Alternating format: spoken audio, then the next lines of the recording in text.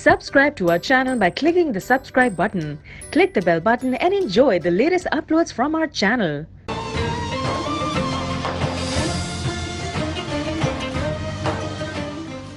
السلام علیکم خواتین و حضرات، اتحاد رمضان کی سحری ٹرانسمیشن اور جمعے کا مبارک دن، اور علماء ہمارے ساتھ تشریف فرما ہیں۔ ڈاکٹر عامر عبداللہ محمدی، آپ ڈائریکٹر ہیں ریلیجس ریسرچ سینٹر کے، اور عربک گرلز کالج کے پرنسپل بھی ہیں، اور میرے بائیں جانب تشریف فرما ہے مفتی محمد زبیر صاحب، معروف عالم دین اور طالب دین بھی۔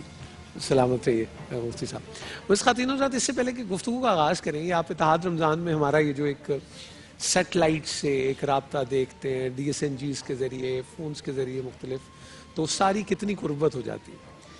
اس سال میں اور ان ریسرچز میں ہمارے ساتھ ہو بڑی ٹھیک رہی ہے۔ ہم پہلے سوچا کرتے تھے کہ بھئی وہ جو آپ واقعہ سناتے ہیں کہ اتنے ہزار میل کے فاصلے سے یہ کیسے کمیونیکیٹ کیا، تو وہ ایسے کمیونیکیٹ کیا کہ وہ اس نیٹ ورک سے واقف تھے جس سے ہم اب واقف ہو رہے ہیں، اور اب ہم نے ان کے مینز نکالیں تو ہم اب مان رہے ہیں۔ تو یہ جو چیز ہوتی ہے نا، جیسے وہ کبھی ارسطو نے کہا تھا کہ یہ جو امیٹیشن کی چیز ہے، کہ جو چیز آپ تخلیق کرتے ہیں وہ بھی کاپی ہوتی ہے اس خیال کی۔ سو کبھی آپ ان چیزوں کو اس طرح دیکھیں اور ایک علم کی اس طرح جستجو کریں، تو پھر آپ کو یہ بھی اندازہ ہوگا کہ your past is your future, ایسا ہی ہو جاتا ہے۔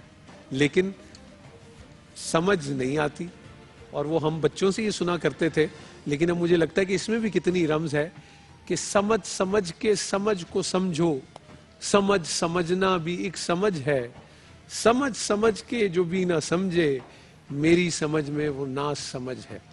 تو مجھے لگ رہا ہے کہ اب ناسمجھی کے جو دور ہے وہ ختم ہو ہی جائیں گے، ہو جانے چاہیے، کافی ہو گئی ہے۔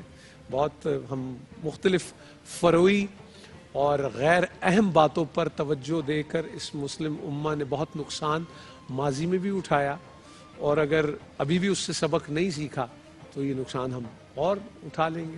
سو اللہ کرے اللہ مہربانی فرمائے کہ ہمیں پتہ ہی لگے، نہیں تو خدا نہ خواستہ جب لگ پتہ جائے تو پھر بڑی تکلیف ہوتی ہے۔ اس لیے یہ وقت جو ہے یہ بڑا قیمتی ہے، ایک ایک لمحہ قیمتی ہے، اور اس ماہ مبارک کا تو ایک ایک لمحہ قیمتی ہے۔ آج جس حوالے سے بات کرنی ہے مجھ صاحب، اس کا ہمیں بہت زیادہ شکار ہم نظر آتے ہیں۔ کاسموپولیٹن کراچی کی بات کریں تو وہ کہتے ہیں نہیں بھائی ٹیمپرامنٹ کی بات نہ کرو، ون وے توڑتے ہوئے کسی سے کو وہاں بھی پھڈا ہو جاتا ہے، تو بد زبانی جو ہے اس کی بہت مثالیں آ جاتی۔ پھر ہم کہتے ہیں نہیں روزہ ہوتا ہے، روزہ جو ہے وہ گرمی میں ہوتا ہے، پھر اس کی بھی وجہ ہے، پھر وہ کہتے ہیں بے روزہ، مطلب بہت سارے ریزنز، کوئی نہ کوئی جسٹیفیکیشن نکل آتی ہے۔ میں اگر آپ سے صرف مختصراً یہ پوچھوں کہ بد زبانی کے زمرے میں کیا کیا آتا ہے تو ذرا وضاحت فرما دیجیے۔ بسم اللہ الرحمن الرحیم، نحمدہ ونصلی علی رسول الکریم، اما بعد۔ بد زبانی کے زمرے میں کیا کیا آتا ہے، کیا نہیں آتا، اس کا ایک تفصیلی تذکرہ سورہ حجرات میں اللہ رب العزت نے فرمایا ہے، ٹھیک، جس میں غیبت کرنا، برے القاب سے کسی کو پکارنا، ولا یغتب بعضکم بعضا، اور اسی طرح آیت کے اندر اللہ نے فرمایا ولا تنابزوا بالالقاب، برے القاب سے کسی کو مت پکارو۔ اسی طریقے سے شیطان کا جو حملہ ہوتا ہے اس حملے کے بڑے عجیب تذکرے اللہ رب العزت نے قرآن کریم کے اندر بیان فرمائے کہ الشیطان یعدکم الفقر ویامرکم بالفحشاء انما یامرکم بالسوء والفحشاء وان تقولوا علی اللہ ما لا تعلمون۔ ابتدا شیطانی حملے کی یہ ہے کہ وہ برائی اور فحاشی کا حکم دیتا ہے، اور اگلا جملہ بڑا خطرناک، وَأَن تَقُولُوا عَلَى اللَّهِ مَا لَا تَعْلَمُونَ، تم اللہ کے خلاف باتیں کرنا شروع کر دیتے ہو، نعوذ باللہ ثم نعوذ باللہ، اللہ کی دشمنی پر اتر آتے ہو اور اللہ پر الزامات لگاتے ہو۔ تو یہ جو اللہ پر الزامات لگانے کا شیطانی ٹرک ہے، اور یہ شیطان سکھاتا ہے، یہ بھی کہاں سے کام کیا جاتا ہے؟ اس زبان سے کیا جاتا ہے۔ یہ قرآن کریم میں جا بجا بیان کیا گیا ہے۔ لیکن شیطان اور زبان کی بد زبانی، بد کلامی میں کیا کیا کام آتے ہیں، ان کو بیان کرنے سے پہلے بطور تمہید میں ایک جملہ ضرور ذکر کرنا چاہتا ہوں، وہ یہ کہ اس وقت ہمیں ضرورت اس بات کی ہے کہ اس ٹاپک پر بات کرنے سے پہلے زبان کی غیر معمولی اہمیت کو سمجھنا چاہیے۔ ہم سمجھتے ہیں کہ قینچی کی طرح یہ چلتی چلی جائے، کاٹتی چلی جائے، اس کا کوئی مواخذہ چلتی محاسبہ چلی نہیں جائے ہوگا، اور کاٹتی چلی جائے، اللہ کوئی اکبر۔ مواخذہ نہیں ہوگا، کوئی محاسبہ نہیں ہوگا، یہ ہماری بہت بڑی بھول ہے۔ زبان کی اتنی زیادہ اہمیت ہے کہ یہ حلال کو حرام کرتی ہے، حرام کو حلال کرتی ہے، کافر کو مسلمان بناتی ہے، مسلمان کو کافر بناتی ہے، دشمن کو دوست بناتی ہے، دوست کو دشمن بناتی ہے۔ مثال، ایک آدمی کافر ہے، ساری زندگی کفر میں رہا، جب وہ مسلمان ہوگا تو کیا کرے گا؟ اشہدو ان لا الہ الا اللہ و اشہدو ان محمد رسول اللہ، یا لا الہ الا اللہ و محمد رسول اللہ پڑھے گا۔ تو اب بتائیے، کافر تھا، اس کو مسلمان کس نے کیا؟ زبان کے کلمے نے۔ ایک آدمی مسلمان چلا آ رہا ہے اور اعلیٰ درجے کا مسلمان ہے، خدا بچائے کوئی کفریہ جملہ اگر زبان سے نکال دے تو اب کیا ہو گیا؟ دائرہ اسلام سے خارج ہوا۔ تو اس مسلمان کو کافر کس نے بنایا؟ زبان نے۔ ایک عورت ہے، وہ حرام ہے آپ پر، نظر اٹھا کر بھی دیکھنا آپ کے لیے جائز نہیں ہے، آپ کا کسی قسم کا ریلیشن شپ اس کے ساتھ جائز نہیں، لیکن آپ اس کو زبان سے بولتے ہیں میں نے تمہیں قبول کیا، وہ آپ کو بولتی ہے میں نے قبول کیا، دو گواہ اس کو سن رہے ہوں، مہر کا تذکرہ کر دیا جائے، اس زبان نے اس حرام رشتے کو آپ پر حلال کر دیا، اب سب کچھ تعلق رکھنا حلال۔ اسی طریقے سے ایک بیوی ہے اور ایک شوہر ہے، شوہر اگر اس کو طلاق دے دیتا ہے تو اب بتائیے وہ جو حلال رشتہ تھا زبان کی وجہ سے وہ حرام ہو گیا۔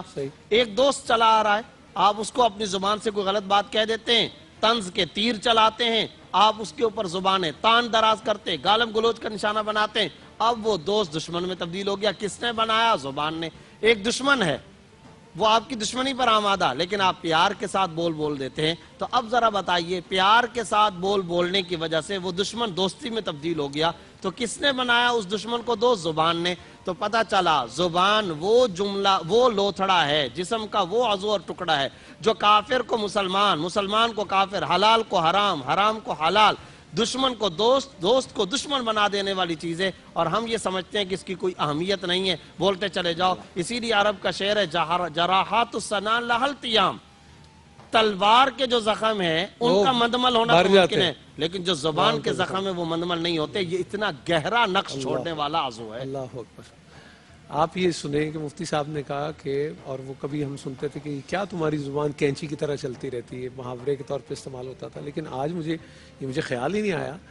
مفتی صاحب نے کہا کہ وہ تو کاٹتی بھی ہے کینچی، تو پھر وہ جو سوئی دھاگے سے جوڑنے والے لوگ ہیں جن کو زخم پہ مرہم رکھنا آتا ہے، اور وہ جو خدا نخواستہ زخم پر نمک چھڑکتے ہیں، وہ دونوں کیا کرتے ہیں، اور اسی طرح کا آپ کا انداز تکلم وہ کیا سے کیا کر دیتا ہے صورتحال کو۔ اللہ اکبر۔ ایک وقفے کے بعد آپ کی خدمت میں حاضر ہوتے ہیں۔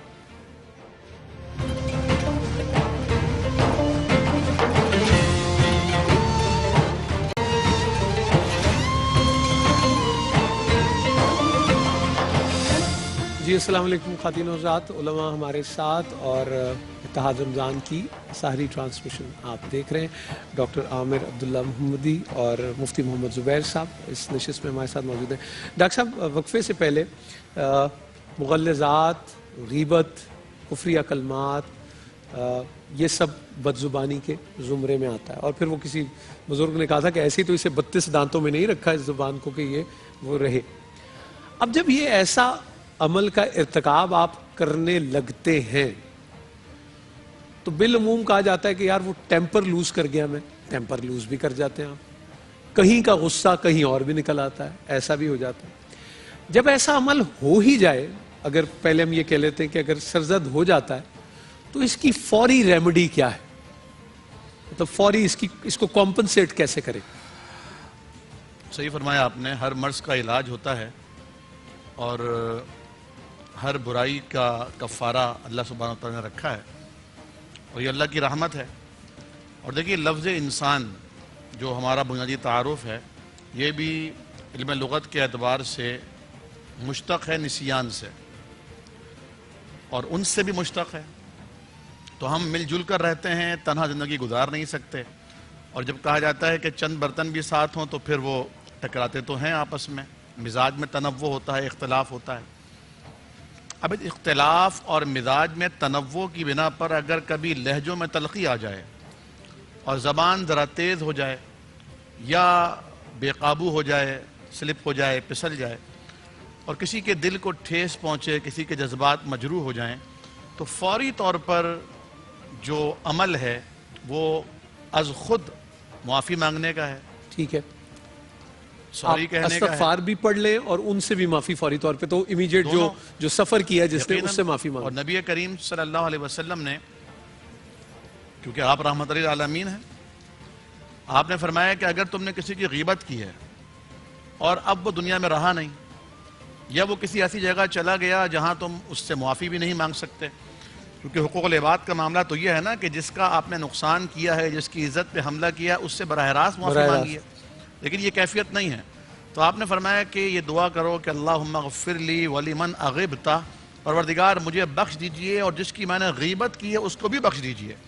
تو کل قیامت کے دن اللہ تعالیٰ تمہاری دعا کے طفیل جب اس کو مغفرتیں عطا فرمائے گا تو تمہارا تصفیہ کرا دے گا. اللہ اکبر. یعنی آپ اس کے لیے پھر دعا کریں سب سے پہلے، اگر رابطہ ممکن نہیں ہے تو وہ آپ کی دعاؤں میں ہو. یہاں میں یہ عرض کرنا چاہوں گا کہ ہم یہ سمجھتے ہیں کہ زبان سے کہہ دیا، اس کے بعد سوری کہہ دیا، بات آئی گئی ہو گئی.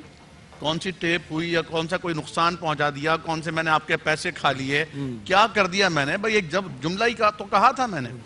لیکن اگر ہم غور کریں تو قرآن کہتا ہے وَمَا يَلْفِظُ مِنْ قَوْلٍ إِلَّا لَدَيْهِ رَقِيبٌ عَتِيدٌ. زبان سے کوئی لفظ، کوئی قول، کوئی جملہ، کلمہ نہیں نکلتا مگر اسے اچک کر نوٹ ڈاؤن کرنے کے لیے ایک فرشتہ گھات لگائے بیٹھا ہوتا ہے. اللہ اکبر. تاک میں ہوتا ہے کہ یہاں زبان سے نکلے اور وہاں اسے فوراً نوٹ کر لے.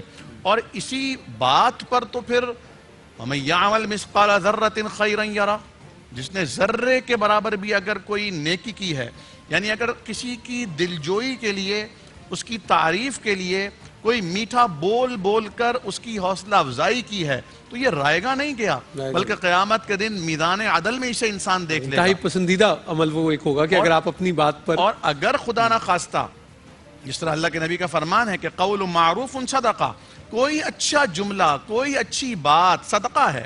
اور قرآن نے خود کہا قولوا للناس حسنا، لوگوں سے ہمیشہ اچھی بات کہو. اللہ اور ڈیل کارنیگی کی تو باقاعدہ کتاب کا نام ہے میٹھے بول میں جادو ہے. اللہ میٹھے بول میں جادو ہے. للناس حسنا. اور آپ دیکھیے نور بھائی کہ نبی اکرم صلی اللہ علیہ وسلم پر جو قرآن کریم نازل ہوا اس میں اللہ کے نبی کی صفت بیان کی جا رہی ہے کہ آپ اتنے نرم خو ہیں کہ آپ کے گرد پروانوں کی طرح صحابہ کرام آ کر بیٹھتے ہیں. اگر آپ درست لہجہ ہوتے تو یہ آپ سے دور چلے جاتے. سبحان اللہ، سبحان اللہ. اور پھر حضرت موسیٰ علیہ السلام اور سیدنا ہارون علیہ السلام دونوں کو اللہ تعالیٰ جب اپنے باغی اور نافرمان جو اللہ کے مقابلے پر آ کر کہتا تھا انا ربکم الاعلی، میں تمہارا سب سے بڑا رب ہوں، اس کی طرف جب دعوت دینے کے لیے بھیجا تو کہا جب تم جاؤ تو ذرا نرمی سے بات کرنا، قولا قولا لینا، ہو سکتا ہے کہ نرم بات اس پہ اثر کر جائے. اور پھر ادفع باللتی ہی احسن، برائی کو ہمیشہ اچھائی سے رفع کرنا ہے. اچھائی سے رفع کرنا. واہ واہ واہ. یہ بات آپ غور کریں. اور مجھے جب بھی ڈاکٹر صاحب یہ بات کر رہے تھے تو مجھے وہ پنجابی کی کہاوت یاد آ رہی تھی جو ہم نے اپنے بڑوں سے سنی کہ گل کہندی ہے کہ مینوں منہوں کڈ میں تینوں شہروں کڈانی ہاں. یہ بات کہتی ہے تو مجھے منہ سے نکالو میں تمہیں شہر سے ہی نکلوا دوں گی. اب وہ بات کا وہ جتنا، اب یہ بھی اچھا اس نے اتفاق ہے. سر یہ جب بات ہو رہی تھی تو اس کا مطلب ہے کہ یہ فیصلہ آپ اپنے ٹیمپر کو خود جانتے ہیں یا نہیں جانتے. ایک تو یہ بات اسیسمنٹ میں، اور پھر وہ اس نشست میں نفس کی پہچان کی بھی بات ہوئی تھی. بلڈ پریشر کا بھی کئی لوگ شکار ہوتے ہیں، مرض کا بھی شکار ہوتے ہیں. کچھ لوگ بد زبانی کے بعد بلڈ پریشر کا شکار ہو جاتے ہیں. یہ دونوں کاز اینڈ افیکٹ دونوں صورتوں میں ہی ہیں. کیا احکامات ہم ایک توازن کے اندر ایک متلون مزاج کس طرح ہو سکتے ہیں؟ یہ میں سوال مفتی صاحب سے ضرور پوچھوں گا آپ سب کی طرف سے، لیکن ایک وقفے کے بعد.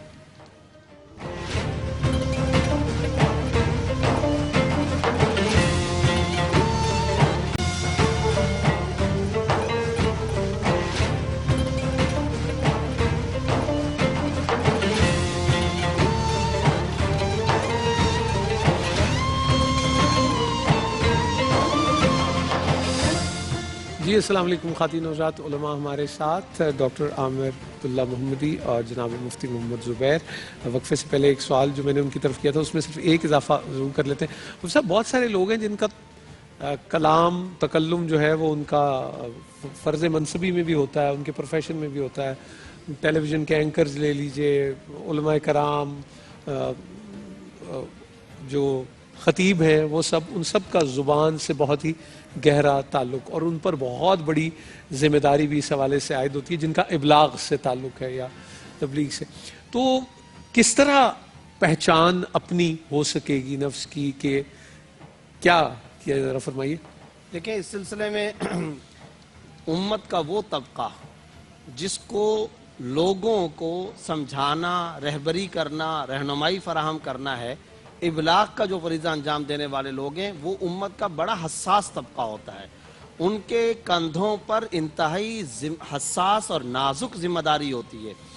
سب سے پہلی بات میڈیا کے حوالے سے اگر میں کروں، یا ایھا الذین آمنوا ان جاءکم فاسق بنبأ فتبینوا، جب تمہیں کوئی آ کر کی خبر دے تو اس کی تحقیق کرو، بغیر تحقیق کے کسی پر الزام مت لگاؤ. ہمارے ہاں آج کل کیا ہے، اخبارات ہوں، الیکٹرونکس میڈیا ہو، کوئی بھی ہو، ہم بغیر کسی رکاوٹ اور جھجک کے یہ کہتے ہیں فلانا جو سیاست دان ہے اس نے اتنے کروڑ، اتنے ارب، اتنے روپے، اتنے لاکھ روپے کرپشن کر دیے. اچھا، جب یہ کوئی شخص بولے گا، بات کرے گا، اپنی زبان سے یہ بات نکالے گا، تو وہ اتنی قطعیت کے ساتھ یہ بات کر رہا ہوگا، یعنی اتنی حتمی انداز کے اندر وہ بات کر رہا ہوگا، گویا کہ ایسا لگتا ہے جس وقت وہ کرپشن کر رہا تھا تو یہ سامنے بیٹھا ہوا تھا. صحیح. اللہ کے بندو، تم جو بات زبان سے نکال رہے ہو، اس بات کا ذہن، دل، دماغ پر نقش بٹھا لو. جو بات تم زبان سے نکالتے ہو اسے کسی نہ کسی عدالت میں کل کو تمہیں ثابت کرنا ہوگا. اللہ ایک اللہ کی عدالت یہاں کی بھی اور پھر یہاں وہاں کی کی بھی عدالت ہے. یہ اچھا فگر بڑے لوگوں کو یاد ہوتے ہیں، فگر ایسے یاد ہوں گے اور وہ فگرز کے ساتھ بولیں گے تاکہ آگے والے کو یقین ہو جائے، اتنے ارب، اتنے کروڑ، اتنے لاکھ، اتنے روپے فلانے نے کرپشن کی ہے. آپ دیکھ رہے تھے، ثبوت ہے، کیا ہے آپ کے پاس؟ نہیں، بعض وقت کو لکھا جاتا ہے غیر مصدقہ ذرائع، تو وہ کہتے ہیں ہماری تصدیق نہیں ہے لیکن کوئی ہے. اس کا بھی زبردست آپ کو بات بتا دوں. آپ صلی اللہ علیہ وسلم نے ترمذی جلد ثانی کے اندر ایک روایت میں بڑی عجیب بات فرمائی. فرمایا بئس مطیۃ الکذب ان یقول الناس ھکذا.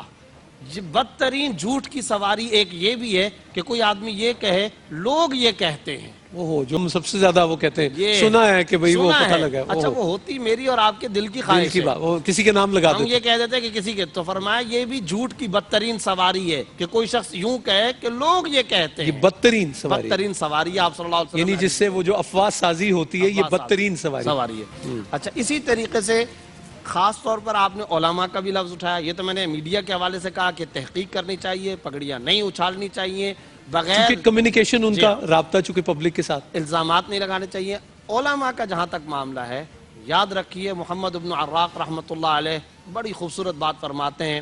الناس ثلاثہ، لوگ تین طبقات کے اندر ہیں: تاجر حضرات، فقراء، صوفیہ، علماء.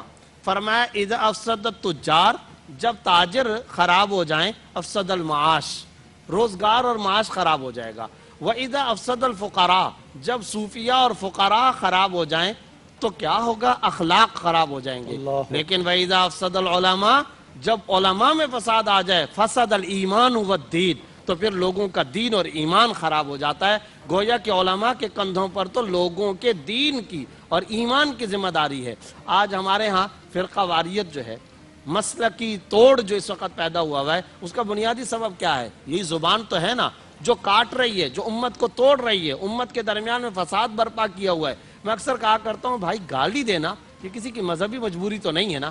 گالی دینا تو ہندو مذہب کے اندر بھی درست نہیں ہے، کسی بھی مذہب میں درست نہیں ہے. بالکل. اور آج ہم غیر اخلاقی ایک مسلک والا دوسرے مسلک والے اور اس کے عقائد یا اس کی نظریات کے بارے میں اس انداز کے اندر بات کر رہے ہوں گے جیسا کہ کفر اسلام کی جنگ ہو. حالانکہ کفر اسلام کی جنگ کے اندر بھی جیسا کہ ڈاکٹر صاحب نے آیت پڑھی ہے، حضرت موسیٰ علیہ السلام کو، حضرت ہارون علیہ السلام کو اللہ تعالیٰ فرما رہے ہیں جا رہے ہو فرعون کے پاس، فَقُولَا لَهُ قَوْلًا لَّيِّنًا لَعَلَّهُ يَتَذَكَّرُ أَوْ يَخْشَىٰ، نرم انداز کے اندر بات کرنا. مفتی محمد شفیع صاحب رحمۃ اللہ علیہ نے بڑا خوبصورت جملہ لکھا ہے. انہوں نے کہا کہ آج کا کوئی بھی عالم دین اس آیت کو سامنے رکھتے ہوئے ایک بات سمجھ لے، تم موسیٰ علیہ السلام سے بڑھ کر مصلح نہیں ہو، اور جو تمہارا مخاطب ہے وہ فرعون سے زیادہ خراب نہیں ہے.